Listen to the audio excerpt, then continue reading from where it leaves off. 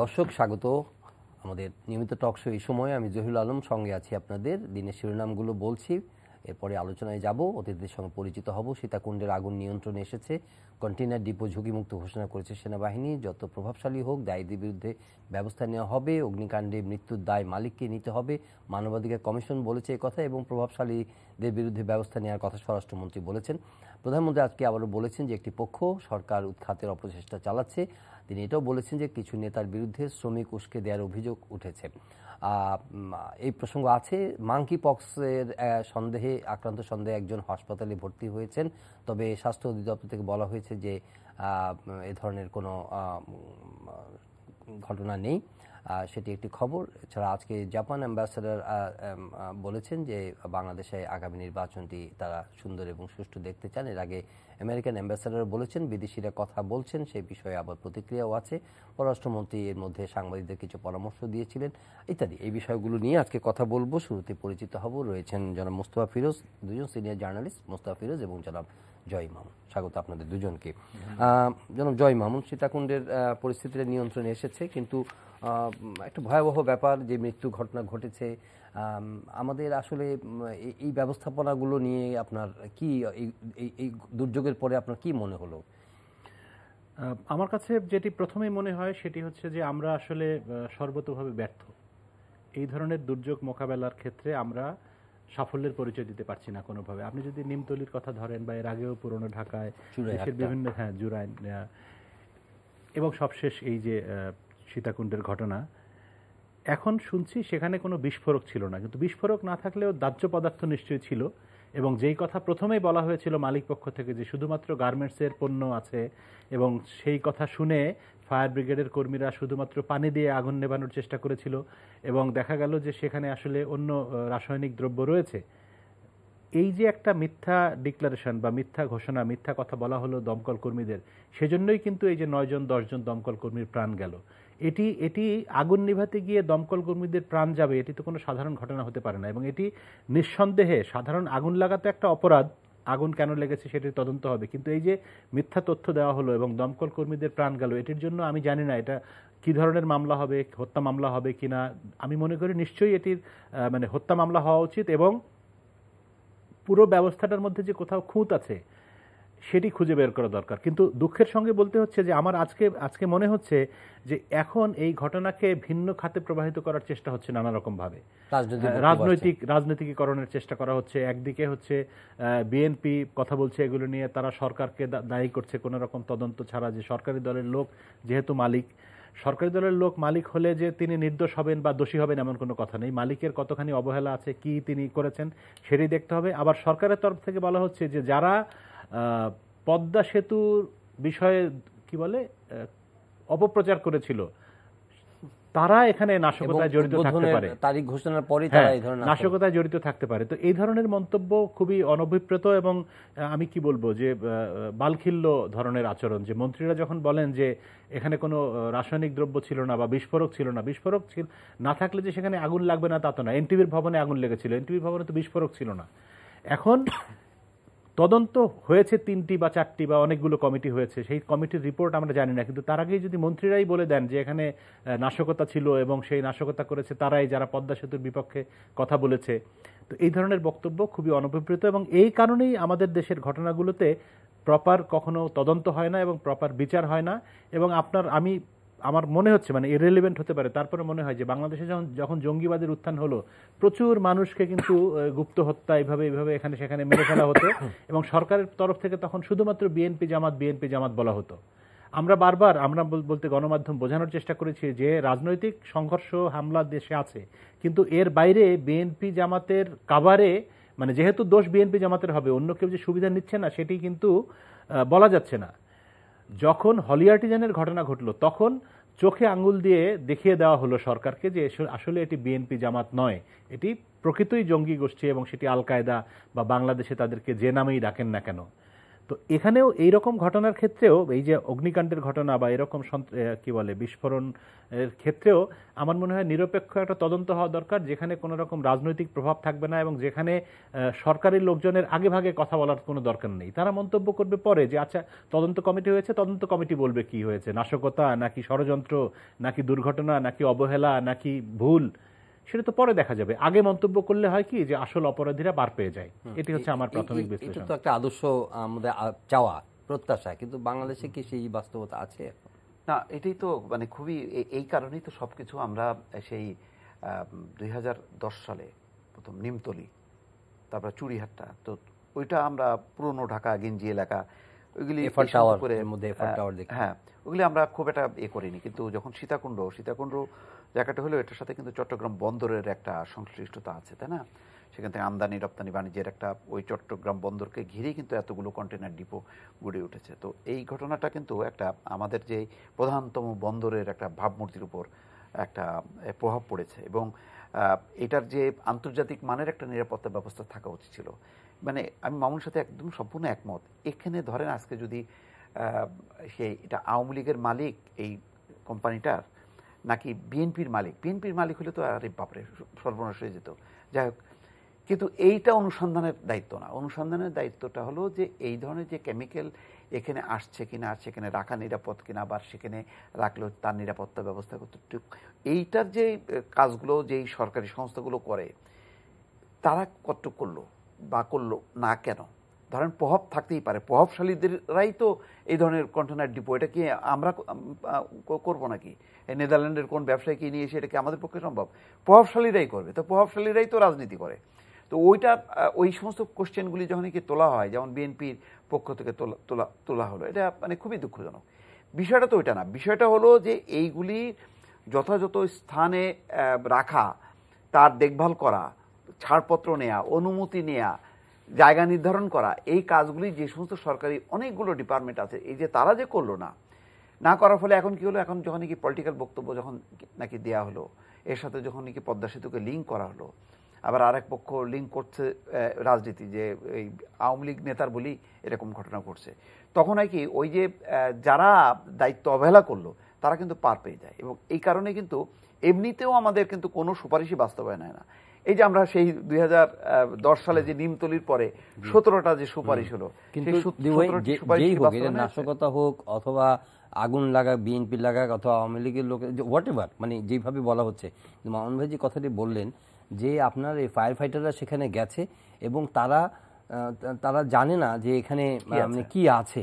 তো এটার দায়িত্ব, এটা তো এই জিনিসটা তো খুঁজে বের করতে হবে, কারণ এখানে দুর্ঘটনায় মানুষ মারা গেছে, কিন্তু ফায়ার ফাইটার এতজন ফায়ার ফাইটার মারা গেছে আমাদের বিশ্বেও, এটা বাংলাদেশের ইতিহাসে এটা আমার মনে হয় যে এটা সারা বিশ্বের মধ্যেও একটা বড় ঘটনা। কারণ এই কারণেই তো যে যেটা বলা হচ্ছে যে প্রাথমিক ওই যে কন্টেনার এত বড় ডিপোর মধ্যে প্রাথমিক যে দুর্ঘটনা নিয়ন্ত্রণের জন্য আগুন লাগলে সাথে সাথে সেটা চাপা দেওয়ার আধা ঘন্টা পর্যন্ত পর থেকে নাকি বিস্ফোরণ শুরু হয়েছে।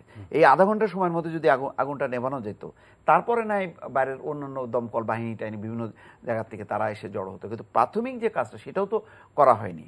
তো এই যে এই অগ্নি নির্বাপন, তারপরে এই যে দাহ্য পদার্থ, প্রত্যেকটারই কিন্তু ডিপার্টমেন্টগুলো আছে। এরা যদি এই চট্টগ্রাম বন্দরকে ঘিরে ওখানে যে শত শত যে আছে বিভিন্ন ডিপো আছে, সেগুলিকে দেখভাল করে কিনা, তদারকি করে কিনা, বা কোথায় কোন আছে কিনা, ওই জায়গাগুলো যদি আমরা মানে যদি চিহ্নিত না করতে পারি বা দায়িত্বগুলি চিহ্নিত না করতে পারি, আমরা সরাসরি মালিকদের দায়িত্ব আছেই, তারা তো করবেই, তারা তাদের মানে স্বল্প এতে দ্রুত মুনাফা তোলার চেষ্টা করবে। তো অন্য ডিপার্টমেন্টের কাজ কি, সেটা হচ্ছে আমার কাছে বড়। আরেকটা জিনিস খুব পরিষ্কারভাবে আইডেন্টিফাই করা দরকার, সেটা হচ্ছে যে কোনো বন্দরে, সেটা কমলাপুর হোক বা মানে কন্টেইনার টার্মিনাল, কন্টেইনার ডিপো যেগুলি, সেখানে শত শত হাজার হাজার কন্টেইনার থাকে। কোন কন্টেইনারে কী ধরনের জিনিসপত্র আছে সেটির একটা ইন্সপেকশন, আমরা জানি যে রপ্তানির আগে আমদানির আগে প্রি শিপমেন্ট ইন্সপেকশন বলতে যে একটা জিনিস, সেটি কতখানি প্রপারলি করা হয়? আমার তো মনে হয় না সেটি করা হয়। যদি সেরকম হয়েই থাকতো তাহলে রেকর্ড থাকতো যে, এবং জোন ভাগ করা থাকবে, যে এই অঞ্চলে শুধুমাত্র গার্মেন্টসের পণ্য, এই অঞ্চলে কেমিক্যাল, এই অঞ্চলে মেশিনারিজ, এই অঞ্চলে সার কীটনাশক, এরকম ওষুধপত্র, মানে হাজার হাজার জিনিস থাকে। তো সেগুলি যদি জোন ভাগ করে রাখা হয় তাহলে কিন্তু যে কোনো মানুষের, ফায়ার ফাইটার শুধু না, যারা এগুলি হ্যান্ডলিং এর সঙ্গে যুক্ত তাদেরও সুবিধা হয়। কিন্তু এখানে সেরকম কিছু ছিল বলে আমার কাছে মনে হয় না, কারণ শেষ মুহূর্ত পর্যন্ত আমরা কিন্তু জানি না যে এখনো পর্যন্ত যে কন্টেইনারগুলো আমরা দেখতে পাচ্ছি বার্ন বা অক্ষত আছে, যেগুলি আংশিক বা পুরোপুরি, কোনটার মধ্যে কি আছে কেউ কিন্তু বলতে পারছে না। এই জিনিসগুলি খুব ক্ষতির কারণ। কিন্তু আমরা তো কোনো অগ্নিকাণ্ডের পরে খুব কার্যকর কি কোনো রেজাল্ট এসছে, কোনো তদন্ত রিপোর্টের পরে? এই যে একটা জুস কারখানা আগুন লাগলো, এফআর টাওয়ার হলো বা ইত্যাদি, মানে যেই কোনো ঘটনারই তো একটা সমাধান, ভালো কেমিক্যালের থেকে বিস্ফোরণের সবচেয়ে বড় ঘটনা ছিল তো চুড়িহাটটা আর হচ্ছে নিমতলী। ওখানকার সুপারিশগুলি কি বাস্তবায়ন হয়েছে? ওখানে কি এখনো কি যে সরানোর কথা ছিল সেগুলি কি পুরোপুরি সরানো যায়নি? বরং ওখানকার এলাকাবাসী তাদের হলো দাবির মুখে, যে ওদের যেহেতু জীবন জীবিকা ওটার উপর নির্ভরশীল, তাদের দাবির মুখে কিন্তু শেষ পর্যন্ত ওই অবস্থায় আগুনের রাস্তার মধ্যে যে পরিমাণ কেমিক্যাল ছিল, মানে অ্যাসিড বা কি, আমি গিয়েছিলাম রিপোর্টার হিসেবে 2009-10 সালের ঘটনা। তো আমি যে জুতা পরে গিয়েছি, ফেরার পরে দেখি জুতার চামড়াগুলো খুলে খুলে পড়ে যাচ্ছে। তো এই হচ্ছে বাংলাদেশের অবস্থা, যে ওখানে খালি পায়ে হাঁটলে বা শরীরে যাদের লেগেছে এবং তার উপরে আগুন, কি পরিমাণ ভয়াবহ হতে পারে। মানে এখন এগুলো নিয়ে পলিটিক্যাল রেটরিক না করে, মানে এটা তো আর কোনো কিছু কাজে আসবে না।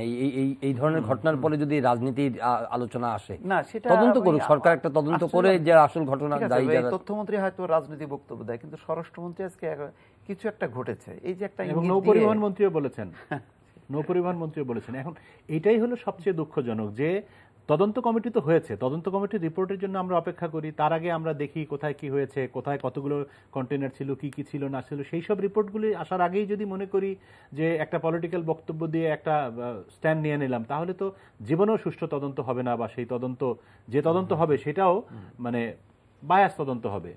এখন চট্টগ্রাম বন্দরের নিরাপত্তাটা নিশ্চিত করা দরকার, কারণ এরকম ঘটনাটা কিন্তু আমাদের ওখানে একটা গুজব উঠেছিল, মানে একটা ছোট আগুন, ধোঁয়া পাওয়া দেখা গেছে পরে। এখন যতগুলি ওখানে ডিপোগুলো আছে, এখন সবগুলি ইন্সপেকশন করে যথাযথভাবে, ওই যে মামুন যেটা বলছে, ভাগ শ্রেণীবিন্যাস করা, সেই কাজগুলো যদি এখন না করা হয়, যদি এই ঘটনার পরে বেশ কয়েকদিন পরে আরেকটা ঘটনা ঘটবে, তখন এই ঘটনাটা কিন্তু চাপা পড়ে যাবে। আজকে জাপানি অ্যাম্বাসেডর বলেছে অতীতের চেয়ে ভালো নির্বাচন দেখতে চায় জাপান। এগুলো কি তাদের মানে এক ধরনের কি বলবো, তাদের এখতিয়ার বহির্ভূত হিসাবে কি এখনো এটাকে দেখা হবে, নাকি এই ধরনের আলোচনা, যেহেতু তারা উন্নয়ন সহযোগী, এই প্র্যাকটিসটা তো অনেকদিন ধরে চলে আসছে, আপনি কিভাবে ব্যাখ্যা করেন? না, এটা গণতান্ত্রিক বিশ্বে তো এক দেশের সাথে আরেক দেশের সাথে সম্পর্ক আছে, কিন্তু আমাদের এটা ঠিক যে আমাদের রাজনৈতিক দুর্বলতার কারণে তারা অনেক বেশি ডিপে চলে যায়। তো এটা আজকে খুব ইন্টারেস্টিং যে জাপানের রাষ্ট্রদূত দেখলাম যে তারা 2018 থেকেও একটু ভালো নির্বাচন দেখতে চায়। তার মানে নির্বাচনটা মানে একটা যে নির্বাচন মানে যে একটা সুষ্ঠু, এই কথাটা আমরা ভুলে যাচ্ছি। নির্বাচনটা মানে উনিও কায়দা করে বলেছেন, উনিও এক করে বলছে, মানে এটা খুব অ্যালার্মিং। মানে আমরা একটা ভালো নির্বাচনের ব্যবস্থার মধ্যে চলে গিয়েছিলাম 2008 পর্যন্ত।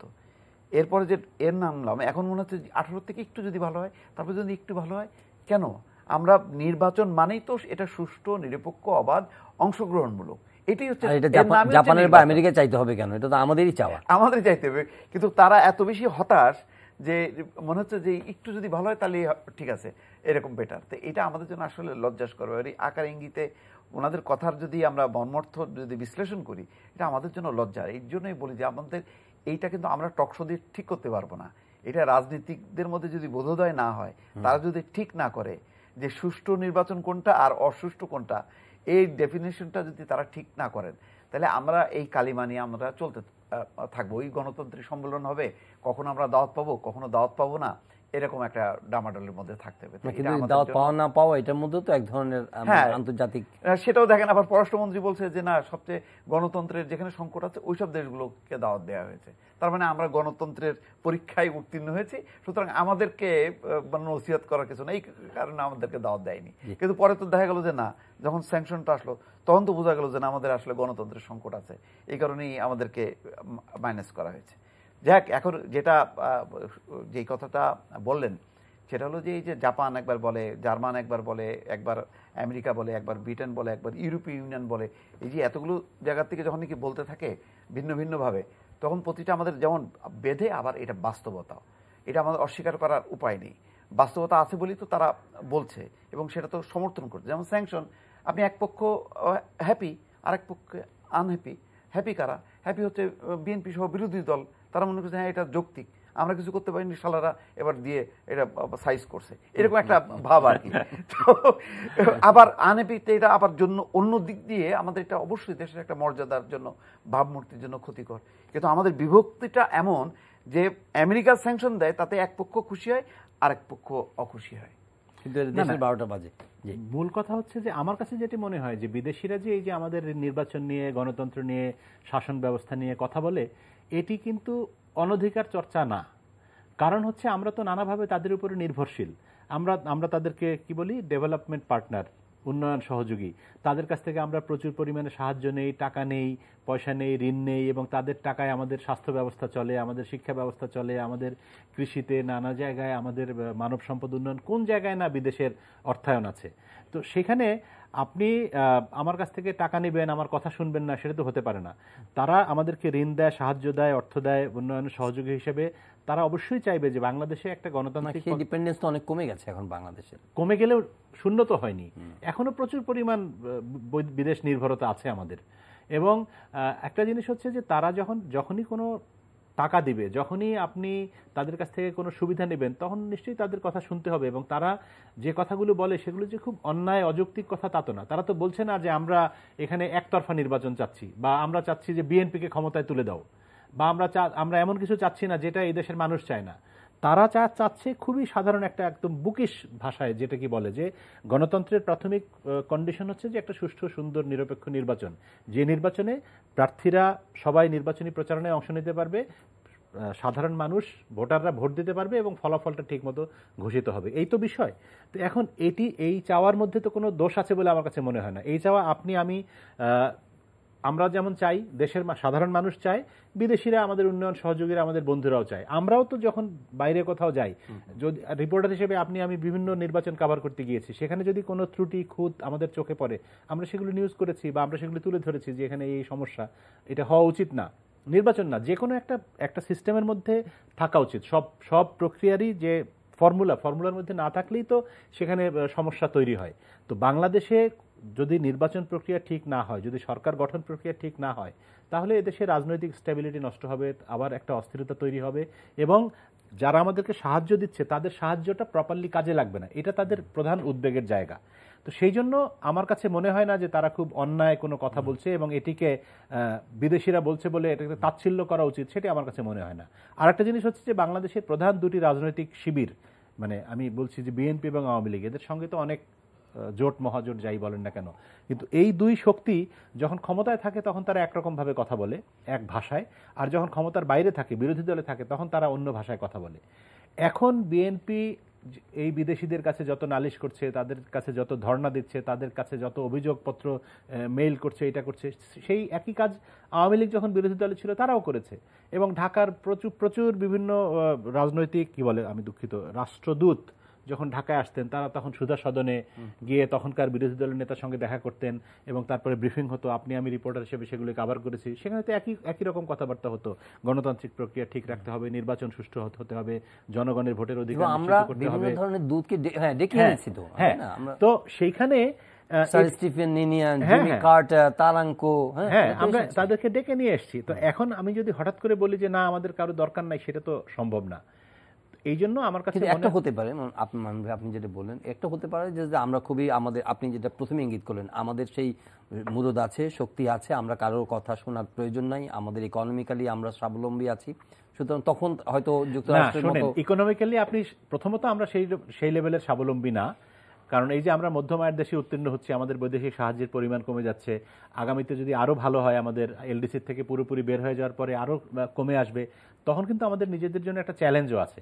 আর তারপরে অর্থনৈতিক অবস্থা ভালো অবস্থান যদি হয়, তাহলে আমেরিকা আমাদের উপর স্যাংশন দিচ্ছে, আমাদের যদি অর্থনৈতিক অবস্থা ভালো হয় একসময় আমরা তাদের উপর স্যাংশন দিই না, এটা তো যদি তাদের এনিথিং গোজ রং। ইউটোপিয়ান কথা বলে তো লাভ নেই। বাংলাদেশের কত মানুষ আমেরিকার ভিসার জন্য দরখাস্ত করে লাইনে দাঁড়িয়ে থাকে, আর আমেরিকার কতজন বাংলাদেশে আসার জন্য। ওখানকার মানবাধিকার রেকর্ড যদি আপনার পছন্দ না হয়, আপনি তো অবশ্যই you have got every right to protest. হ্যাঁ, সেটাকে আপনি করতে পারছেন না বিকজ আপনার মাঝে অতটা জোর নেই। সেটাই তো, আমরা তো ওই যে বললাম না যে আপনি জাপানের কথা বলছেন, জাপানে যাওয়ার জন্য যদি কোনো রকম একটা সুযোগ পাওয়া যায়, এদেশের অর্ধেক মানুষ চলে যাবে জাপানে এবং আমেরিকায়।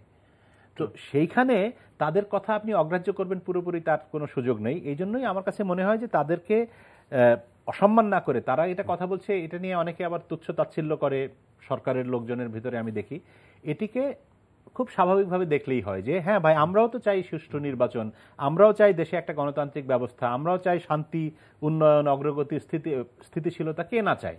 তো তারা তাদের চাওয়ার মধ্যে কোনো দোষ আছে বলে আমার কাছে মনে হয় না। জি, জনাব মোস্তফা ফিরোজ। না, সেটাই দেখেন, ওই যে কিছুক্ষণ আগে যে আলোচনাটা হলো যে আমাদের তো ওয়াশিংটনে বাংলাদেশের রাষ্ট্রদূত আছে, সেখানে কয়জন আমেরিকার সাংবাদিক যে তাদেরকে প্রশ্ন করে, তারা তো প্রশ্ন করে চেনে কিনা আমার সন্দেহ আছে। কিন্তু আমাদের এখানে রাষ্ট্রদূত, এই যে পররাষ্ট্রমন্ত্রী যে নোট পাঠালেন যে কি কি প্রশ্ন করতে হবে যে তাদের দেশে বিষয়, তা ওইটা জেনে লাভ কি? বুঝলাম যে প্রতিদিন ওখানে বন্দুক যুদ্ধে মারা যাচ্ছে, করা যাচ্ছে, সেই করা যাচ্ছে, ঠিক আছে, তো সেটা আমাদের কি? মানে এর ফলে তো আমরা তো উল্টায় কনসার্ন দিতে পারছি না, যে আমেরিকাকে বলতে পারছি না, তাই না? তো যেটা অবাস্তব বিষয়ে লাভ নেই, যেটা বাস্তবতা এটা মেনে নিয়ে, আর সবচেয়ে বড় কথা হলো যে দেখা যায় আমরা তো তাদেরকে অফিসিয়ালিও বিরোধী দল করে, সরকারিও তো অনেক সময় ফরেন মিনিস্টারদের ডেকে পরিস্থিতি ব্যাখ্যা করতে তাদের কাছে। এই অর্থনৈতিক বিষয়ে যে একটা মিটিং হলো ওয়াশিংটনে, ওটা কোন লেভেলের? আপনি তো এই কূটনীতিক বিট করেন, আন্ডার সেক্রেটারি, মানে আমাদের এখানে সচিব পদমর্যাদা, সেখানে আমাদের সেখানে গেছে হচ্ছে আমাদের পররাষ্ট্র প্রতিমন্ত্রী এবং সালমান এফ রহমান, মানে মন্ত্রীর স্ট্যাটাসে। এটা কি মানায়? তো আমরা যাচ্ছি কেন? তারপরে কয়েকদিন আগে যে সংসদীয় একটা বিশাল একটা বহর গেল, কার সাথে মিটিং করে আসছে? খুবই লেভেলে, এবং তার মধ্যে অধিকাংশই রিপাবলিকান সিনেটরদের সাথে মিটিং করে লাভটা কি? তো এইটা হলো যেটা বাস্তবতা, যে এখন তারা আমাদেরকে গুরুত্ব দেয় না, সেই গুরুত্ব পর্যায়ে আসি না। আমরা কেন বলি যে ভারত কিভাবে রাশিয়া থেকে তেল নেয়, এটা ভারতের কাছ থেকে বুদ্ধি নিতে হবে, এই কথাগুলির মধ্য দিয়ে তো প্রকাশ পায় যে আসলে আমরা ভারতের লেভেলেও না, ভারত আমেরিকাকে উপেক্ষা করে তেল নিতে পারে, কিন্তু আমরা পারি না। এটা হলো বাস্তবতা। ভারতের পররাষ্ট্রমন্ত্রী জয়শঙ্কর পরিষ্কারভাবে বলেছে যে রাশিয়ার সঙ্গে তোমাদের সমস্যা তোমাদের সমস্যা, হ্যাঁ, আমার সমস্যা তো না, তোমার সমস্যা আমার উপরে চাপাতে চাও কেন? এটা বলার মতো গাটস ভারতের পররাষ্ট্রমন্ত্রীর আছে। এখন আমার সমস্যাকে তো তুমি তোমার সমস্যা মনে করো না, তো তোমার সমস্যাকে আমি কেন আমার সমস্যা মনে করব? তো এখন এই বাস্তবতাটা অনুভব করে তারা যেটা বলছে, এবং সেই পরিস্থিতি দেখেন যে ভারত রাশিয়ার কাছ থেকে কিন্তু এরকম একটা টেন্স সিচুয়েশনে কিন্তু তেল কিনেছে প্রচুর।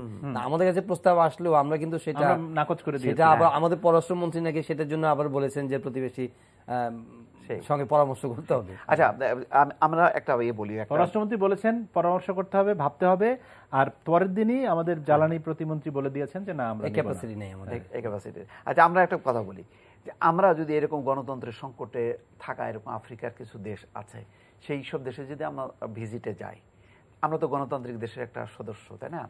তো সেখানে যদি প্রশ্ন করে, তো আমরা ওই দেশ সম্পর্কে বলবো না যে আমাদের প্রত্যাশা হলো এই? তো সেইগুলি তো তারা বলছে। মামুন এটা খুব চমৎকারভাবে বলছে, আমি এইভাবে বলতে পারলাম না, কিন্তু এত সুন্দর করে বলছে যে ওই কথাটাই তারা তো বলছে না তো যে এই নির্বাচনের মধ্যে এমন একটা নির্বাচন দিতে হবে যে নির্বাচনের মধ্যে দিয়ে ক্ষমতার পরিবর্তন হয় এবং ওই পরিবর্তনের মধ্যে দিয়ে যাতে বিএনপি ক্ষমতায় আসে, এই কথা কি বলছে?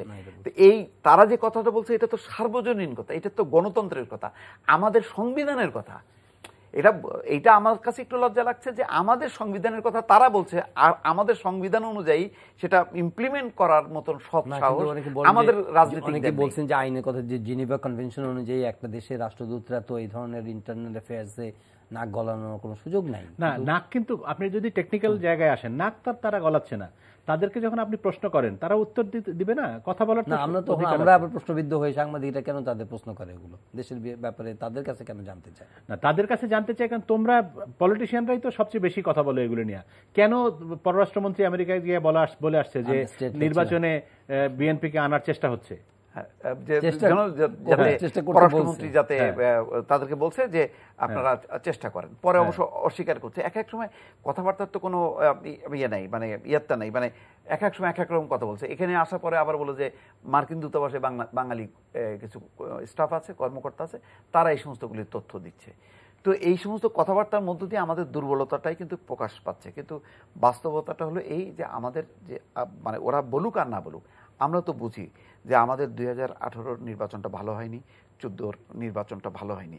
এখন কি আমরা কি ঠিক 2018 মতো নির্বাচন করে কি আমরা স্যাটিসফাইড? তা তো না। তার মানে এই কথাগুলি তো আমরাই আলোচনা করছি। তাহলে একটা ভালো নির্বাচন মানেই হচ্ছে সুষ্ঠু নির্বাচন। নির্বাচনের সংজ্ঞাটাই হচ্ছে সুষ্ঠু, নিরপেক্ষ, অবাধ, অংশগ্রহণমূলক। তো সেই কথাটা, সার্বজনীন কথাটা বলতে সমস্যা নেই।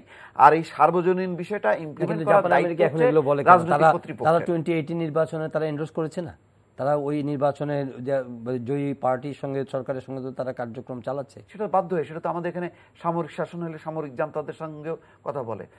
তাহলে তাদের অবস্থান তো ফার্ম না, না, সেটা তো তারা পছন্দ করছে না, এটা তো প্রত্যাশিত না, কিন্তু মেনে নিচ্ছে বাধ্য হয়ে। মেনে নেওয়া আর মনে নেওয়া এক নয়, বন্ধু। আমরা করোনার যে কোনো ভাবেই হোক, আমরা মোটামুটিভাবে অন্যদের তুলনায় বেটার মোকাবেলা করেছি। এখন আবার আরেকটা নতুন উপদ্রবের কথা শোনা যাচ্ছে, যদিও আজকে বলেছে যে কর্তৃপক্ষ বলেছে না এরকম কিছু নাই, কিন্তু একজনকে লক্ষণ সন্দেহে ভর্তি করা হয়েছে হাসপাতালে। কি প্রস্তুতি আছে আমাদের এই ধরনের, বেশ কিছুদিন ধরেই তো আলোচনা হচ্ছে মাঙ্কি পক্সের ব্যাপারে? মানে আমার মনে হয় না যে খুব প্রস্তুতি বা সতর্কতা সেই ধরনের কোনো ডিরেকশন দেওয়া হয়েছে, আমি আমি আমি এ পর্যন্ত জানি না। তবে বাংলাদেশ যে ওয়াকিবহাল এইটুকু পর্যন্ত জানি, এবং এটা একটা ভালো যে একজন সন্দেহ করা হয়েছে, সাথে সাথে তাকে হাসপাতালে নেওয়া হয়েছে। এই লক্ষণটা তার মানে বোঝা যাচ্ছে যে একটা সতর্কতা আছে, বিমানবন্দরেই সে আইডেন্টিফাই হয়েছে। তো এটা ভালো, কিন্তু আসলে এটা কি ইতিমধ্যে কি বিস্তার হয়ে মানে আমাদের ছড়িয়েছে কিনা, এবং ছড়ালে কতটুকু ছড়াইছে, নাকি প্রাথমিক অবস্থায় আমরা করলাম, এটার আমার মনে হয় একটা বিস্তারিত বিবরণ একটা থাকা উচিত, তা নাহলে এটা খুবই আতঙ্কের ব্যাপার না। তবে আমি যতটুকু জানি যে মাঙ্কি পক্সের খবর যখন প্রথম পাওয়া গেল, তখন থেকেই কিন্তু বিমানবন্দরে এক ধরনের সতর্কতা জারি করা হয়েছিল যে পার্টিকুলার কিছু দেশের কথা বলে, যে বিশেষ করে ওইসব অঞ্চল থেকে যারা ট্রাভেল করে আসবে বাংলাদেশে তাদের ব্যাপারে বিশেষভাবে নজর রাখা। এবং তারই অংশ হিসেবে কিন্তু আজকে এই যে তুরস্ক থেকে আসা যাত্রীর শরীরে এরকম কোনো একটা লক্ষণ পাওয়া গেছে, সেজন্য তাকে ওই যে উনি যখন বিমানে উঠলেন, উঠার সময় কি ওনাকে ডিটেক্ট করা যেত না নাকি?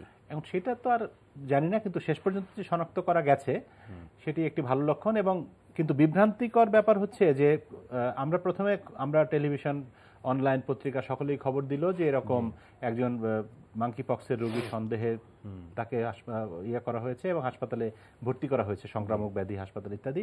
কিন্তু তারপরে আবার কয়েক ঘন্টার মধ্যেই দেখলাম যে স্বাস্থ্য অধিদপ্তর থেকে প্রেস রিলিজ দেওয়া হলো যে বাংলাদেশে এরকম কোনো ঘটনা ঘটেনি এবং এরকম এই ঘটনা ঠিক না। গণমাধ্যম বিভ্রান্তিকর খবর দিচ্ছে। আইডিসি তো এখনো কিছু বলে না। হ্যাঁ, এখন গণমাধ্যম তো খবর তৈরি করে নাই, তাদেরকে তো জানানো হয়েছে বলে তারা শুধু মানে প্রচার করেছে সেটি। এটা হচ্ছে আমাদের গণমাধ্যমের কর্মী হিসেবে আমি এটা খুব অসহায় বোধ করি যে সরকারের এক পক্ষ বলে যে এই এতজন রোগী দিলাম আপনাকে, আরেক পক্ষ বলে যে না, এরা রোগী না, এরা হচ্ছে অন্য লোক। তো এটা মানে, এবং এর ফলে হয় কি যে সাধারণ মানুষের কাছে গণমাধ্যমের এক ধরনের বিতর্কিত চরিত্র উপস্থাপিত হয়। কিন্তু আমরা তো ভাই বানিয়ে বলিনি কাউকে যে এই লোক মাঙ্কি পক্স না কি বলে এটার নামই তো কি, মাঙ্কি পক্সে আক্রান্ত। কিন্তু হ্যাঁ, এটা আমি যতটুকু জানি যে সরকারের তরফ থেকে এক ধরনের সতর্কতা জারি করা হয়েছে এবং মোটামুটি নির্দেশনা দেওয়া হয়েছে যে যদি কাউকে পাওয়া যায় সঙ্গে সঙ্গে ব্যবস্থা নেওয়া। এবং আমার কাছে মনে হয় না, যেটি দিবু ভাই বলছিলেন, যে মনে হয় না যে এটা খুব মানে পৃথিবীর কোথাও তো ওই লেভেলের আতঙ্ক ছড়িয়ে গেছে করোনার মতো, কলেরার মতো গ্রামের পর গ্রাম উজাড় হয়ে যাচ্ছে, সেরকম না। হয়তো 2-4 জনের হলেও হতে পারে, কিন্তু আমার কাছে ব্যক্তিগতভাবে মনে হচ্ছে না যে এটা বাংলাদেশে খুব বড় আকারে কোনো ভয়াবহ অবস্থা সৃষ্টি করবে। ডেঙ্গু করেনি, কোথাও করেও নি, এটা সত্য না। আজকে খবর আসছে যে রাজধানীতে আবার ডেঙ্গু রোগী বাড়ছে। না, ডেঙ্গুর এটা তো আমরা এই প্রতি বছর এটা হচ্ছে, মানে এটা তো নিয়ন্ত্রণ করা যাচ্ছে না। এবং এটার সাথে তো মশার একটা সম্পর্ক আছে। এই মশা যতক্ষণ পর্যন্ত নির্মূল না করা যাবে, এই ডেঙ্গুটা মোটামুটি স্থায়ী আমাদের একটা ধরে নিতে হবে যে এই ডেঙ্গুটা থাকবে আর কি।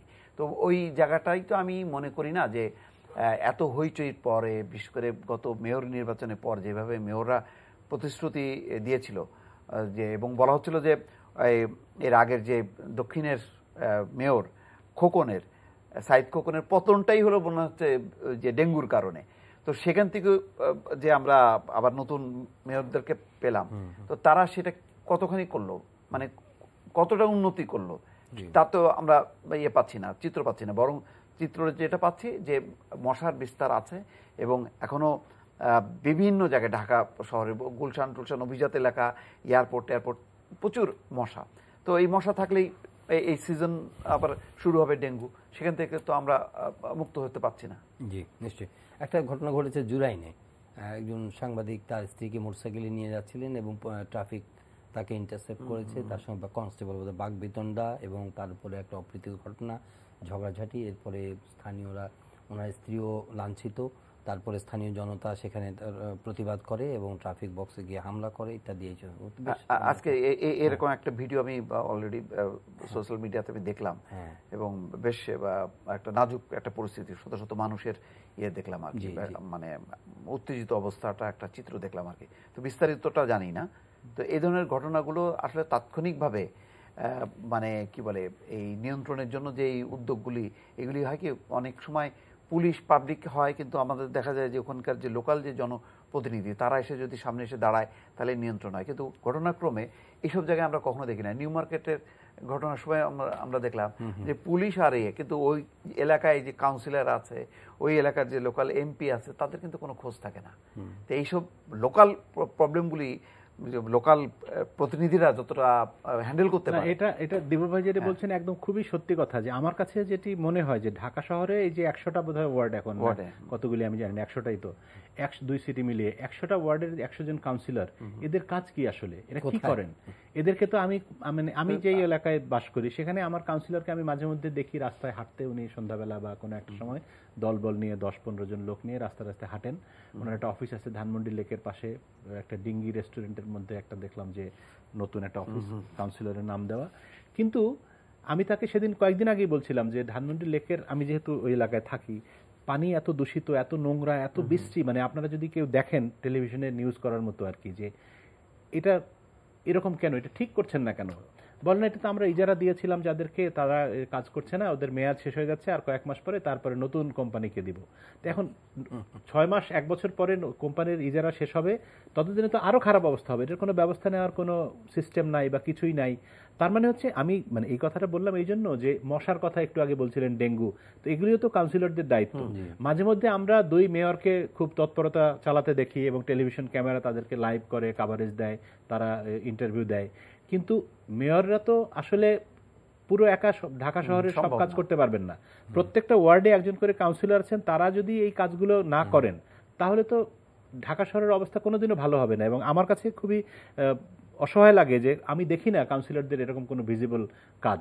আর একটু আগে যেটা বললেন যে জুরাইনে যে ঘটনাটি ঘটেছে, এরকম ঘটনা কিন্তু ঢাকা শহরে, বাংলাদেশে বহু জায়গায় ঘটে এবং গণপিটুনিতে মানুষকে মেরে ফেলা হয়। যদি স্থানীয় প্রশাসন তাদের লোকজন নিয়ে, আজকে ধরেন বিএনপি বা আওয়ামী লীগ, এরা তো বড় দল, যেই দলেরই কমিশনার হোক, কাউন্সিলর হোক, ইউনিয়ন পরিষদের চেয়ারম্যান হোক, সে যদি তার দলের 20 জন, 50 জন, 100 জন লোক নিয়ে যায়, তাহলে কিন্তু যে কোনো পরিস্থিতি তাদের পক্ষে মোকাবেলা করা সম্ভব। ঢাকা কলেজের যে ঘটনা কিছুদিন আগে ঘটেছে, সেরকম ঘটনা ঘটতো না, বা অনেক বড় ঘটনাই হয়তো ঘটতো না, কিন্তু আমরা সেগুলি কিছুই দেখি না।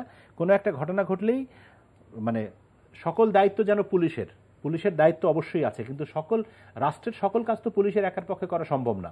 এই জন্য জনপ্রতিনিধিদের, স্থানীয় রাজনীতিবিদদের, অন্যান্য সংগঠন যারা করে, স্বেচ্ছাসেবী সংগঠন বলেন, এত লীগ বাংলাদেশে, এত দল, স্বেচ্ছাসেবক দল, স্বেচ্ছাসেবক লীগ, এরা কি কাজ করে?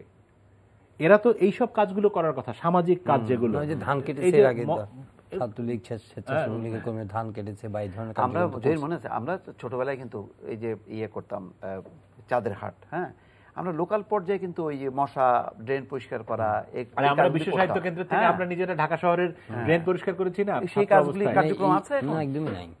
তার মানে কি আগে ওই ক্লাব, মানে পাড়ায় পাড়ায় ক্লাবগুলো, স্কুলের মাঠ পরিষ্কার করতাম, রাইট, ক্লাবগুলিও যে কাজ করতো, এখন ক্লাবও করে না, কাউন্সিলররা করে না, কেউ করে না, সব পুলিশ, সব মেয়র। তো ক্লাব ছিল জুয়া খেলার আখড়া, এখন ওই যে ক্যাসিনো ট্যাসিনো ধরা পড়ার পরে সেগুলো বোধহয় একটু কমেছে বা স্তীমিত আছে, এবং কোনো সামাজিক অ্যাক্টিভিটি নাই কোথাও। কচিকাচার মেলা কোথায়, কোথায় চাঁদের হাট, কোথাও নাই, সব এক পক্ষ হচ্ছে সরকারে যারা আছে তারা মনে করে যে কিভাবে আরো টাকা বাড়ানো যাবে, কিভাবে আরো প্রভাব বিস্তার করা যাবে, আরো দখল করা যাবে, আর এক পক্ষ হচ্ছে কিভাবে ক্ষমতায় যাওয়া যাবে এবং কিভাবে মানে ওই জায়গাটা পূরণ করা যাবে, ওই আগে যা করেছি ক্ষমতার বাইরে থেকে যে পাচ্ছি না সেগুলি কিভাবে করা যাবে।